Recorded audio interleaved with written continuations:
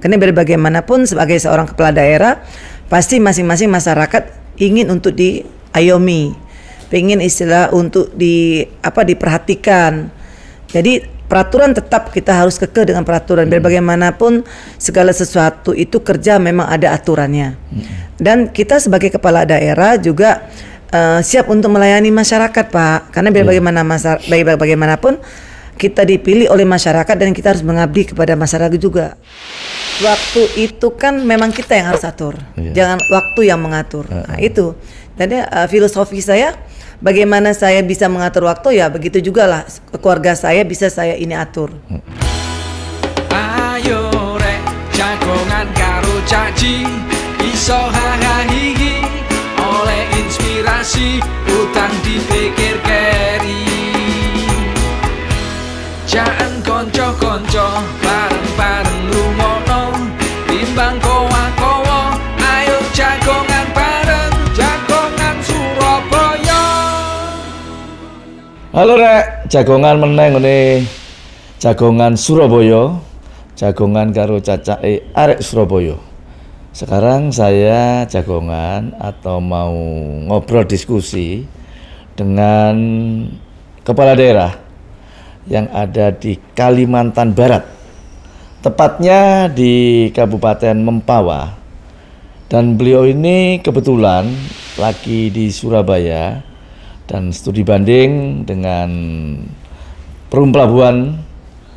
Maka saya ajak mampir ke tempat podcast saya, saling sharing untuk bisa memberikan dan bisa berdiskusi tentang kota atau kabupaten yang Ibu pimpin. Beliau ini adalah nama lengkapnya Hajah Erlina Sarjana Hukum MH. Selamat datang di Surabaya, Bu. Ya, terima kasih, Pak. Gimana, sehat kabarnya? Alhamdulillah sehat. Iya. Di Mempawah ini termasuk Kalimantan Barat, Bu ya? Iya, betul. Penduduknya berapa, Bu, di sana, Bu? Kalau untuk penduduk untuk Provinsi Kalimantan Barat lebih kurang sekitar 5 juta lebih. 5 juta lebih, iya. Ya? Dan untuk Kabupaten Mempawah lebih kurang sekitar 300.000 lebih untuk masyarakatnya. Iya. Bupati atau Bu Erlina, ya. Sejak kapan sih kok tertarik? Ini kan jabatan politik ya kita itu di dalam dunia politik ini. Ya. Awal mulanya saya sebetulnya bukan orang politik. Oh gitu. Saya berdinas di Kejaksaan Kalimantan Barat dari tahun 2000, ya tahun 1999 saya baru masuk. Bukan, salah saya informasi. Iya, tahun berapa ya? Bukan 89, tahun 90 enggak. Saya masuk Kejaksaan tahun 90. 91 baru PNS. Iya, PNS. Jadi pada saat saya mau maju ke Bupati, itu sebetulnya saya udah pangkat udah 4B. Iya, 4B. Dan alhamdulillah juga karir memang dipersiapkan untuk jadi kepala Kejaksaan Negeri. Ya, karena saya lihat juga di dunia politik juga menjanjikan. Saya coba untuk hijrah. Hijrah di tahun 2018 saya ikut pilkada. Ya alhamdulillah terpilih. Cita-citanya waktu kecil itu apa sih sebenarnya? Sebetulnya kalau cita-cita waktu kecil, ya anak-anak kecil pasti banyak perubahan ya Pak. Kepingin jadi dokter, kepingin jadi polisi, kepingin jadi jaksa juga. Ya, memang awal mula saya pertama di Kejaksaan itu adalah baru golongan 2 SMA. Setelah itu saya masuk Kejaksaan golongan SMA di bagian TU ya, tata usaha ya. Setelah itu saya kuliah lagi di hukum, S1 hukum, kepingin jadi jaksa. Kepingin jadi jaksa kuliah. Tahun berikutnya setelah itu 8 tahun setelah mengabdi di Kejaksaan, selesai dari juga kuliah di S1 selesai. Jadi saya ikut penyesuaian waktu itu ada penyesuaian Pak. Dari bisa ke 3A, akhirnya alhamdulillah saya bisa ikut tes jaksa di Kejaksaan Agung. Setelah itu pingin juga nanti kalau memang seandainya untuk naik lagi pangkat ke 3D ke 4A, harus S2. Jadi kuliah lagi S2 sampailah sekarang saya keluar resign dari kejaksaan itu udah pangkat saya udah 4A mau ke 4B. Iya. Iya. Lalu inginnya saya Pak awalnya memang tidak ada cita-cita menjadi bupati.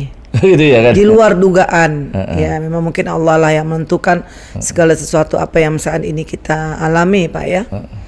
Jadi karena waktu itu suami saya 2 periode jadi bupati, lalu mencalonkan diri menjadi wakil gubernur. Sekarang ini masih beliau adalah wakil gubernur Kalimantan Barat.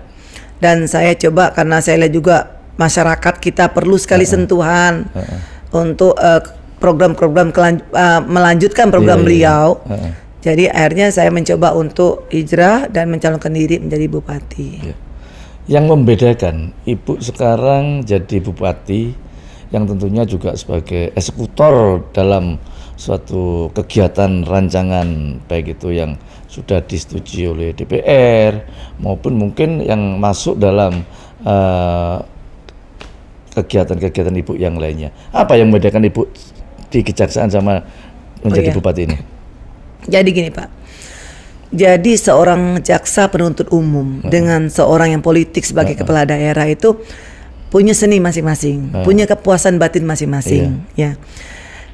Kalau di kejaksaan kita mungkin berkecimpung di internal, tetapi kalau internal di kejaksaan aturan semuanya sudah jelas memang ada. Tetapi kalau sana di politik sebagai bupati, otomatis peran perasaan dimainkan. Karena bagaimanapun sebagai seorang kepala daerah pasti masing-masing masyarakat ingin untuk diayomi, pengen istilah untuk diperhatikan. Jadi peraturan tetap kita harus kekeh dengan peraturan. Biar bagaimanapun segala sesuatu itu kerja memang ada aturannya. Dan kita sebagai kepala daerah juga siap untuk melayani masyarakat Pak. Karena biar bagaimanapun kita dipilih oleh masyarakat dan kita harus mengabdi kepada masyarakat juga. Jadi istilahnya ya tadi saya bilang. Jadi kedua baik itu di kejaksaan saya bekerja sebagai jaksa, begitu juga saat ini saya bekerja sebagai kepala daerah ya masing-masing memang punya seni yang memang kepuasan batin masing-masing beda. Ibu kan tinggal meneruskan apa yang sudah 2 periode Bapak menjabat menjadi Bupati Mempawah. Tentunya program-program yang terdahulu ini kan tinggal melanjutkan saja. Dan saya melihat di berita sosial media, di jejak media sosial yang Ibu ada, itu kan dalam periode ini kan sudah hampir 2,5 tahun ya. Iya. Sudah mendapat suatu penghargaan katanya. Ya. Sudah mendapat suatu penghargaan. Kalau dibilang penghargaan banyak Pak. Mungkin kalau mau saya utarakan satu-satu kayaknya. Yang paling menonjol.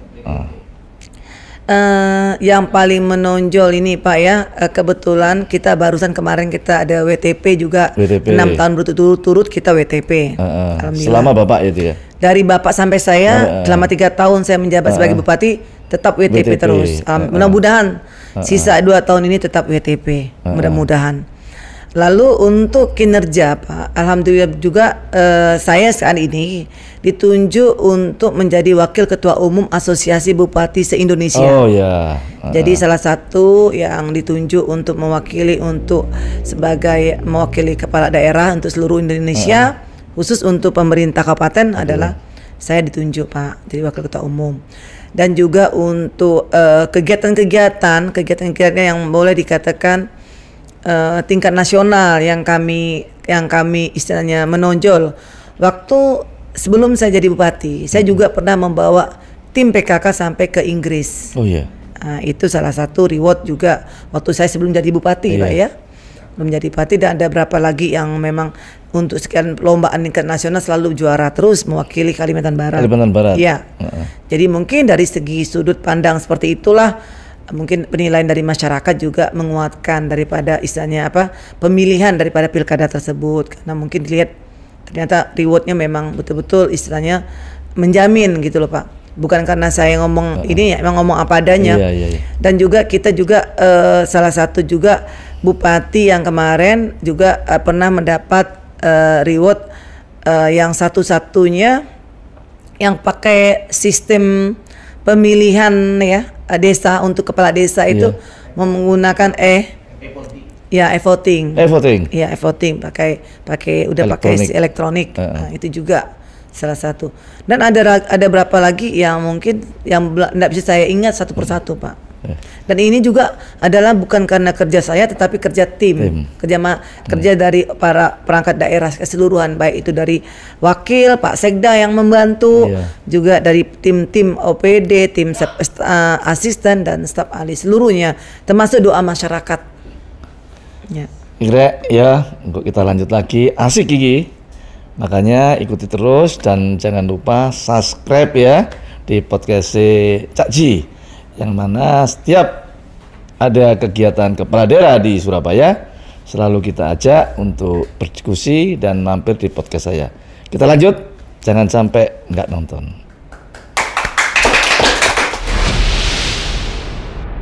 Kita lanjut dengan Bupati Mempawah, Bu Erlina. Bu Erlina, Ibu ini bupati, sedangkan Bapak juga wakil gubernur. Tentunya untuk bisa membagi waktu, ini gimana ya? Oke. Saya rasa kalau untuk pembagian waktu itu tergantung kita ya, Pak ya. Iya. Karena yang namakan suksesan seseorang itu tergantung diri sendiri. Pertama, waktu itu kan memang kita yang harus atur, jangan waktu yang mengatur. Nah itu. Jadi filosofi saya, bagaimana saya bisa mengatur waktu, ya begitu juga lah keluarga saya bisa saya ini atur. Jadi komunikasi dengan Bapak selalu aktif. Kemana saya berada selalu kita ada kontak-kontakan. Tadi juga sempat saya lagi share hari Kamis nih ya. Saya share ke beliau lagi foto bersama dengan Pak Sekda, bersama dengan para OPD, lagi makan sarapan pagi di hotel. Langsung share ke beliau, kami juga punya family group, namanya itu WA group. Jadi WA group family itu hanya khusus untuk anak, suami saya dan saya sendiri. Tidak ada menantu masuk di situ, tidak ada yang lain. Jadi kami curhat di situ. Jadi nggak ada masalah ya? Iya, nggak ada masalah. Langsung beliau bilang, Mama enggak puasa. Dia tahu hari Kamis. Karena kebiasaan kami berdua itu hari Senin Kamis selalu puasa. Jadi Mama enggak puasa. Saya bilang enggak Pak hari ini. Oh ya. Jadi ya begitu. Saya bilang saling meng-share kegiatan. Ya, beliau juga begitu. Lagi apa nih? Oh, lagi ada kegiatan di kantor gubernur. Beliau share foto. Jadi memang ada WA group. Jadi ya merasa bahwa ya tidak ada tidak ada kesulitan saya rasa, karena waktu juga kita yang ngatur dan kondisi juga kita yang membuat seni itu indah. Waktu itu indah. Oke, kita lihat kegiatan Bupati Mempawah pada saat mereka olahraga pagi dan sekaligus juga melihat kondisi wilayah yang ada di Kabupaten Mempawah.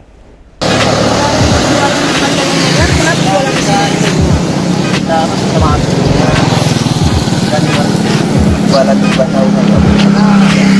diminta pindahkan, jangan di sini ya. Kenapa? Jadi ada larangan di situ. Ini sengaja dibersihkan Mempawah nih. Ini di jalur utama Bu ini. Sampai tengah sana mungkin ya. Kalau bisa harinya, dosa gedung ya. Terima kasih ya. Ini kotanya ya? Iya, ini taman kota. Taman kotanya ya? Taman kota. Beginilah kondisi kabupaten kami, Pak. Iya.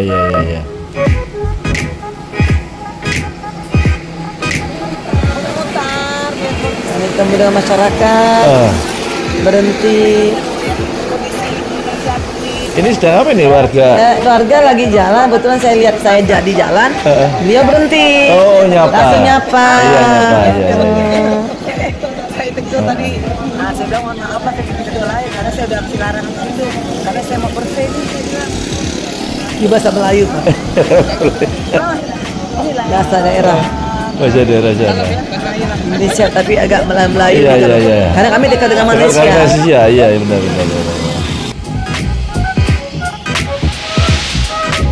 Pasar tradisional Pak. Pasar tradisionalnya ya.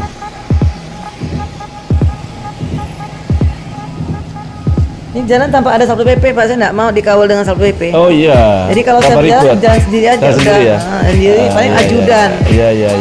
Ajudan aja. Betul ajudan kan nginapnya di rumah. Iya. Ini pasar tradisional ya? Iya. Oh itu di belakangnya kok ada kayak apa? Sungai ya? Apa ya? Iya. Oh sungai memang. Daerah Ada sungai Pak. Jadi ini di pasar rakyat itu di bawahnya itu ada sungai. Oh, ada sungai itu. Ini di atas sungai berarti ya? Pasarnya di atas sungai? Enggak, bukan di atas sungai juga, tapi di pinggir sungai. Oh, di pinggir sungai. Oh.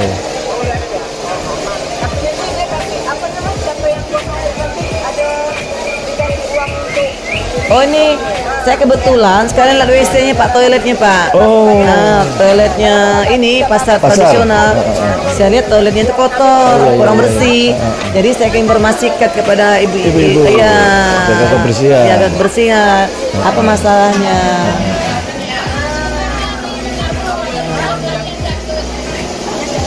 Jadi sampai sedetail mungkin Pak. Iya.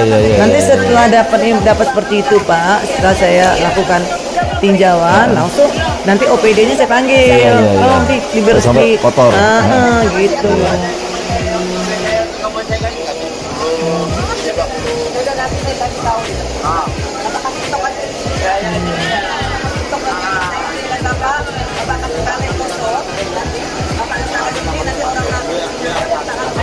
Ya kayak gitulah Pak. Iya. Ibu-ibu. Nah, ini minta foto. Nanti makan Pak bubur itu Pak. Oke, iya. Oke, tepuk tangan. Lagi sarapan. Iya. Bu, sebenarnya kultur daripada masyarakat Mempawah sendiri itu seperti apa ya?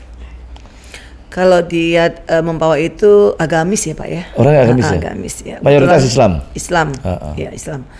Jadi kami punya program Pak, untuk di Kabupaten Mempawah itu sudah lebih kurang sekitar 13 tahun ya. Semenjak Wakil Gubernur suami saya jadi Bupati.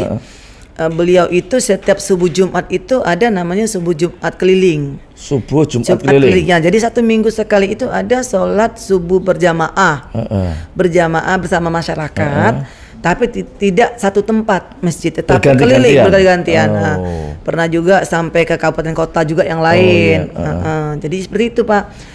Sekarang untuk saat ini OPD juga ikut serta. Jadi OPD kami itu Pak Sekda, pokoknya perangkat daerah itu Pak, memang saya instruksikan setiap subuh Jumat mereka istilahnya sama-sama kami, sama-sama saya Pak, untuk sholat berjamaah dengan masyarakat. Nanti setelah selesai sholat berjamaah, mereka pergi ke rumah dinas untuk sarapan. Ya, jadi itu rutin. Dan juga ada lagi program Kak saya Pak, kebetulan di rumah dinas itu saya adakan yasinan untuk perangkat daerah. Perangkat daerah itu 1 bulan sekali, setiap minggu keempat. Setiap minggu keempat. Minggu keempat. Lalu juga ada lagi program kami juga mengeluarkan bahwa kalau berkumandang suara azan zuhur asar, maka seluruh aktivitas dihentikan dan sholat berjamaah di masjid. Itu memang udah juga dijalani gitu loh Pak. Iya. Sana itu masyarakat apa? Agraris atau memang banyak PNS-nya atau apa? Agraris ya Pak ya. Agraris ya? Iya. Karena umumnya masyarakat itu kan istilahnya petani ya. Petani bercocok tanam. Kalau PNS sih enggak terlalu banyak ya Pak. Petaninya mereka itu apa? Sawit? Dia enggak Pak.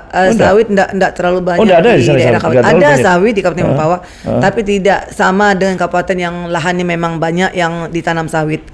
Kami di sini di Mempawah itu petani adalah petani kelapa, petani kelapa dalam ya, padi itu aja. Tapi kalau untuk pisang, pisang juga. Pisang nipah. Kalau di sana pisangnya bagus sekali Pak. Pisangnya warnanya nipah, dalamnya pisangnya kuning, enak empuk. Gitu. Sekali. Berarti kalau ini termasuk apa? Kabupaten Pemekaran atau memang? Enggak Pak, kami induk. Induk ya? Induk. Pemekaran itu kami udah memekarkan 2 kabupaten. 2 kabupaten? Sekarang sisa luas wilayah kami hanya 2.700 lebih kilometer persegi. Ya. Nah, kalau dulu mungkin lebih kurang sekitar 17 ribuan ya kilometer ya.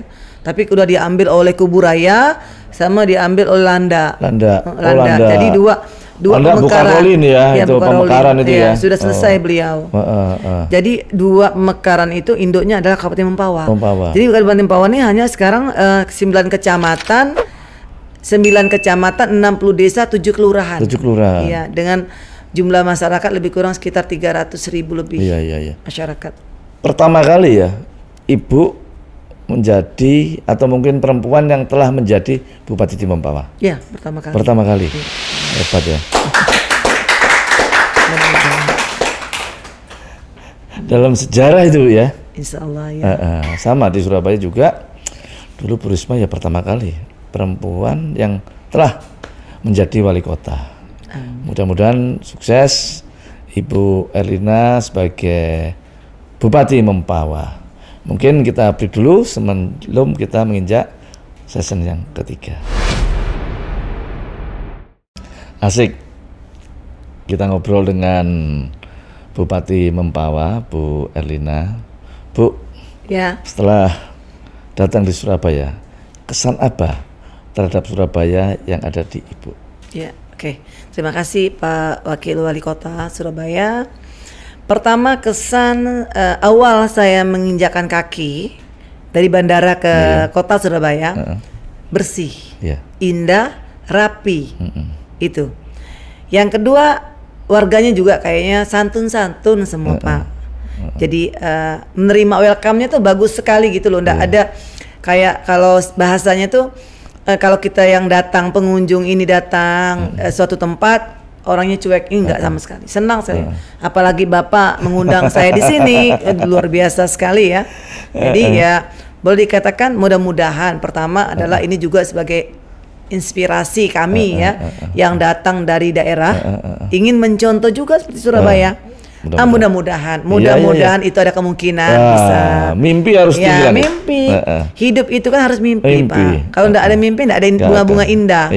Maka itulah saya juga mimpi selain saya berkunjung di sini coba melihat untuk melihat bagaimana pelabuhan, perkembangan, kontribusi untuk meningkatkan PAD di daerah. Juga salah satu adalah melihat bagaimana situasi dan kondisi tataan daripada kota Surabaya. Monggo Ibu mau tanya apa ke saya, supaya nanti Ibu bisa kita berikan satu ya. Terima kasih Pak atas kesempatan waktu juga sempat bertanya kepada Bapak. Mungkin pertanyaan saya singkat, padat dan jelas sekali yang Bapak alami. Yang mana kita ketahui bahwa Bapak adalah sebelum menjabat sebagai wakil wali kota Surabaya, Bapak juga berkecimpung di dunia politik. Berarti kalau dikatakan Bapak tidak sama dengan saya.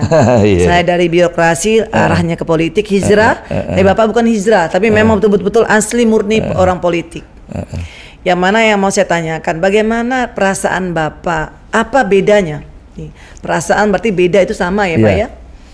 Apa bedanya perasaan Bapak menjadi wakil rakyat ya, sekarang menjabat sebagai pengayom rakyat, sebagai wakil wali kota Surabaya sekarang, yang dulunya 2 periode menjabat sebagai anggota DPRD legislatif ya di kota Surabaya. Itu pertanyaannya Pak. Terima kasih Bu. Jadi memang background saya sejak dulu memang seorang aktivis ya, semenjak jadi mahasiswa. Setelah itu tahun 99 saya ikut di partai politik, di PDI Perjuangan tentunya, dan kebetulan begitu selesai reformasi kita ikut mencoba di legislatif jadi, dan kebetulan juga sebagai ketua DPRD ya periode pertama sampai 4 periode di DPRD Kota Surabaya. Terakhir 2019 saat terakhir jabatan saya juga ketua DPRD. Akhirnya saya mencoba untuk di DPRD provinsi, dan alhamdulillah sedapil Surabaya suara saya paling tinggi 136.000. Mungkin perbedaannya kalau saya di legislatif di DPR itu kan cuma sebagai kontrol ya, kontrol sesuai dengan fungsi saya, di mana kebijakan yang sudah kita putusi bersama antara eksekutif dan legislatif, maka sebagai seorang eksekutif benar-benar mengawasi daripada apa yang sudah dilakukan dan sudah didok bersama DPRD. Tapi untuk langkah sebagai eksekutornya itu kan terbatas kita.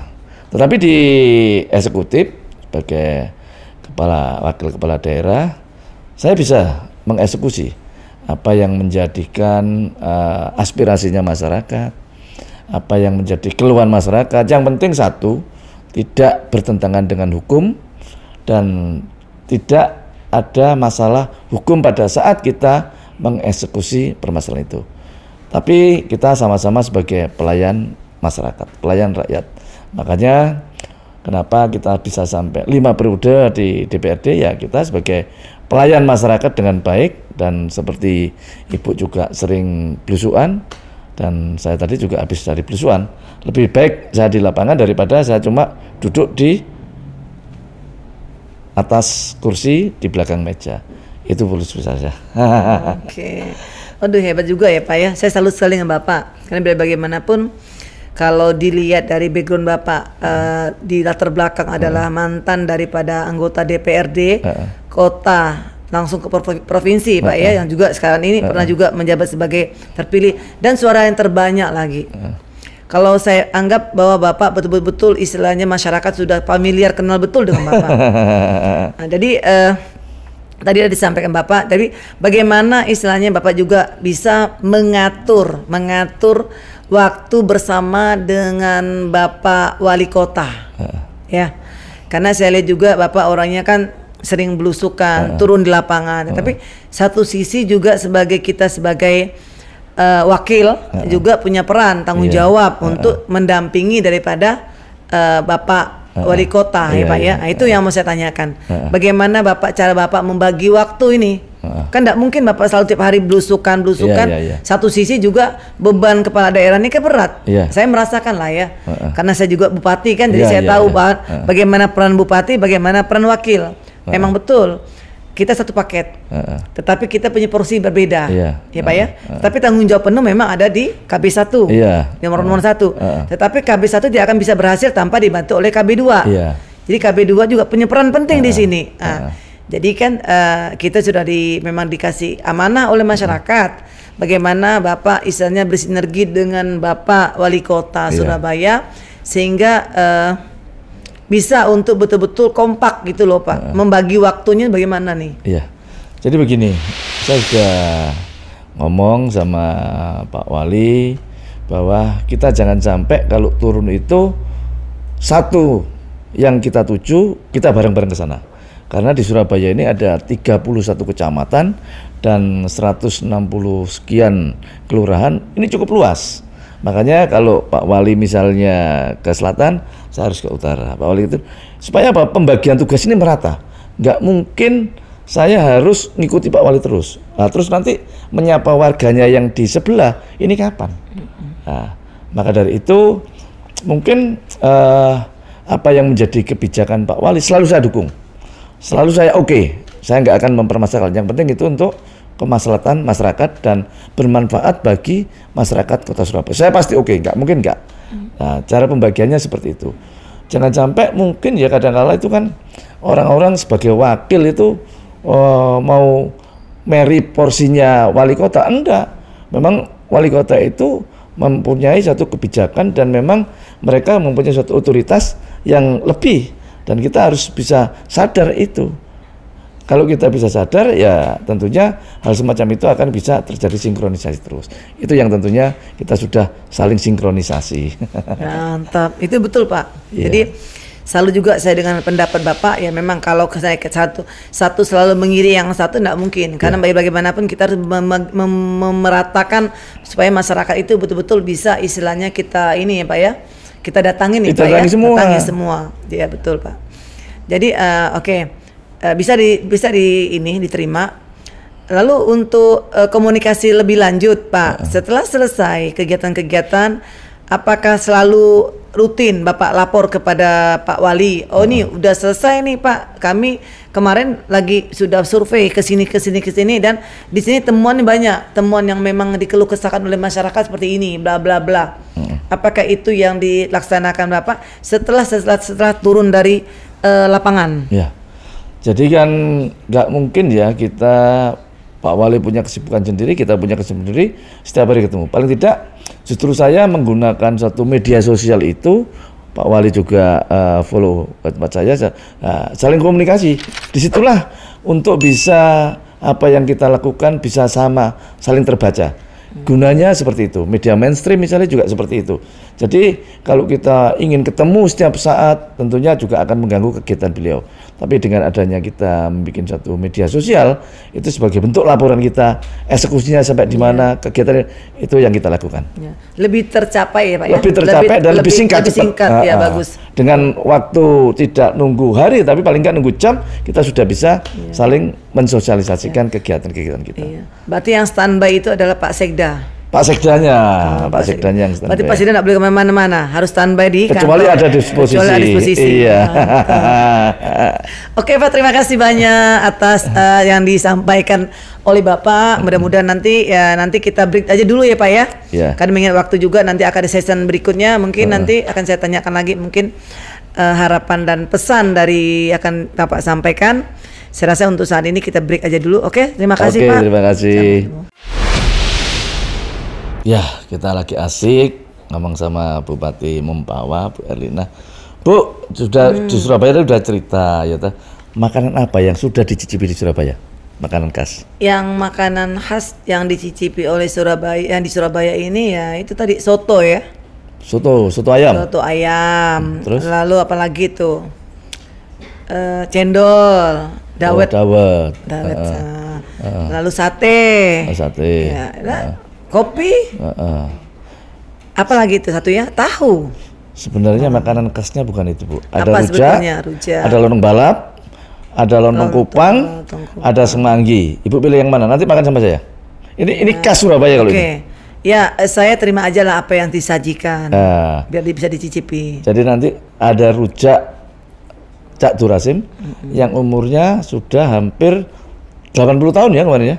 80 tahun, cobeknya sudah hampir 40 tahun, tidak pernah ganti. Nanti kita makan. Oke, terima kasih. Pesan Ibu, pesan dan harapannya apa? Oke.